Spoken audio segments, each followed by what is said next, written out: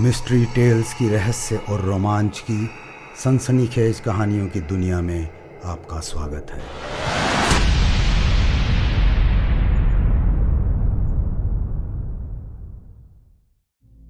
घंटी की आवाज़ में कुछ ऐसा है जो अपने बजने के अंदाज के साथ हमारे दिलो दिमाग पर अलग अलग असर डालती है।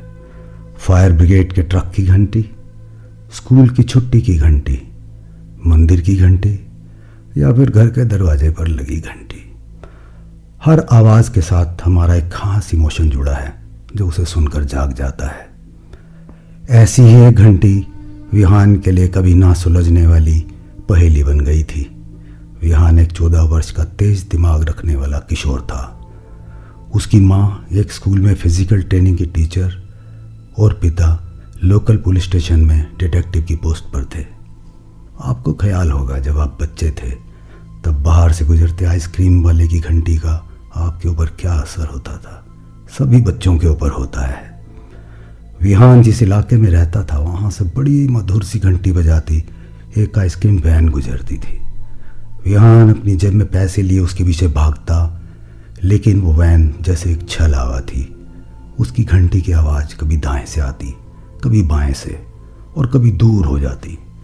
वो जितना तेज दौड़ ले मगर कभी उस वैन तक नहीं पहुंच पाता था। वैसे तो आइसक्रीम सभी दुकानों पर मिल जाती थी, लेकिन उसने सुना था इस वैन से मिलने वाली आइसक्रीम का कोई मुकाबला नहीं था। पढ़ने लिखने में तेज विहान खेल कूद में हमेशा पीछे ही रहता था। इसलिए उसे लगता था कि तेज न भाग पाने के कारण ही उसे वो वैन कभी नहीं मिलती। जब वो निराश हो घर लौटता तो उसकी माँ कहती, लगता है तुम्हारा आइसक्रीम वाला बड़ा उतावला है, तुम्हारे लिए रुकता ही नहीं। कोई बात नहीं, चलो इस बहाने तुम थोड़ा भाग ही लेते हो। विहान के लिए ये कोई मजाक की बात नहीं थी। उसे लगता उसकी ज़िंदगी में एक बड़ा हिस्सा जैसे खाली ही रह गया हो। विहान को सपने में भी चॉकलेट चिप, स्ट्रॉबेरी और वनीला के फ्लेवर वाली आइसक्रीम के कप और कॉर्न दिखाई देते थे। इस दुनिया की सबसे बेहतरीन स्वाद वाली आइसक्रीम उसकी पहुंच से हमेशा दूर ही रहती। विहान अपने आप में रहने वाला बच्चा था। उसका सिर्फ एक दोस्त था, अजय। दोनों एक दूसरे से बिल्कुल अलग थे। विहान जहां बिल्कुल कम बोलता, वहीं अजय तेज तर्रार और बातूनी था।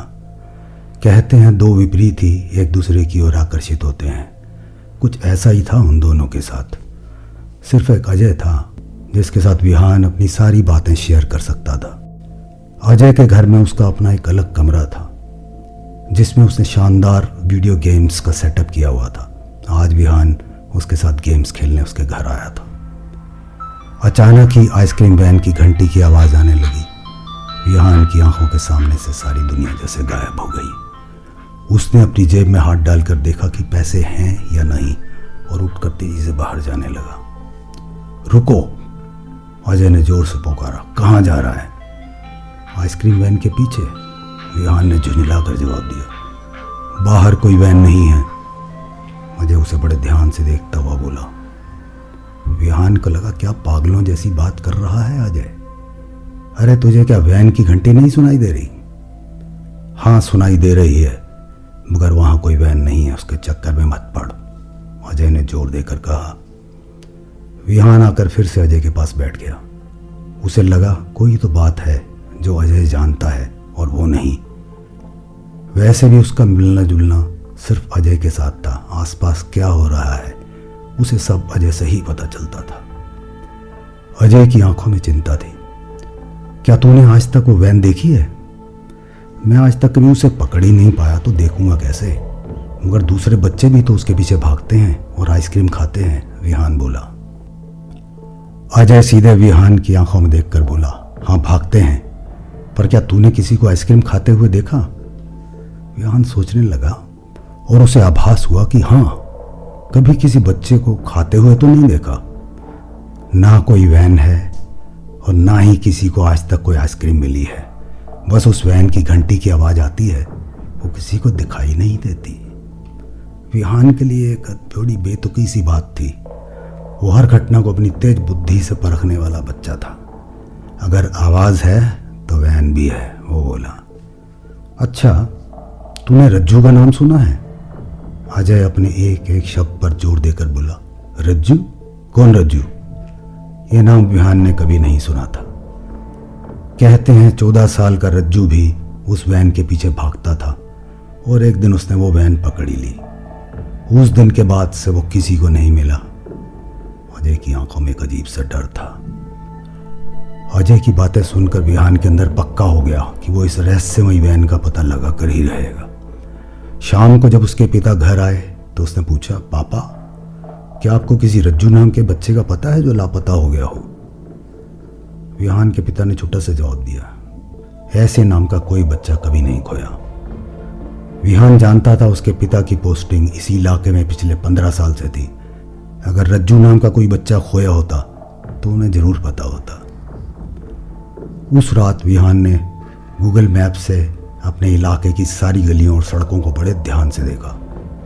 नक्शे को बारीकी से देखने के बाद उसे एक बात समझ आई कि इस आइसक्रीम वैन को बैंक वाली रोड से होकर गुजरना ही पड़ेगा। उसने नोट किया था कि वो वैन दोपहर 1 से 2 के बीच में आती थी। अब वो घंटी की आवाज़ के पीछे नहीं भागेगा, बल्कि वहीं खड़ा होकर उसका इंतज़ार करेगा। अगले दिन वो अपनी माँ को यह कहकर घर से निकला कि अजय के घर जा रहा है। विहान पूरा 1 घंटा वैन के दिखाई देने का इंतज़ार करता रहा, लेकिन उसका कोई नामो निशान न था। हिम्मत नहीं हारूंगा, अपने आप को ऐसा समझाते हुए वो घर लौट आया। आज संडे था और सड़क पर वैन का इंतज़ार करते हुए उसका 5वां दिन था। वर्ल्ड कप फाइनल में इंडिया और पाकिस्तान का मैच चल रहा था। आसपास की सारी गलियां और सड़कें सुनसान थीं। लोग अपने घरों में बैठे मैच का मजा ले रहे थे और विहान वहां खड़ा था सड़क पर, अपनी आइसक्रीम वैन का इंतज़ार करता। 2 बजने में सिर्फ 10 मिनट थे और अचानक उसकी आंखों के सामने अंधेरा सा छा गया। फिर उसे एहसास हुआ कि अंधेरा उसकी आंखों के सामने नहीं, सचमुच छा गया है। अचानक ही उसका दिल जोर जोर से धड़कने लगा।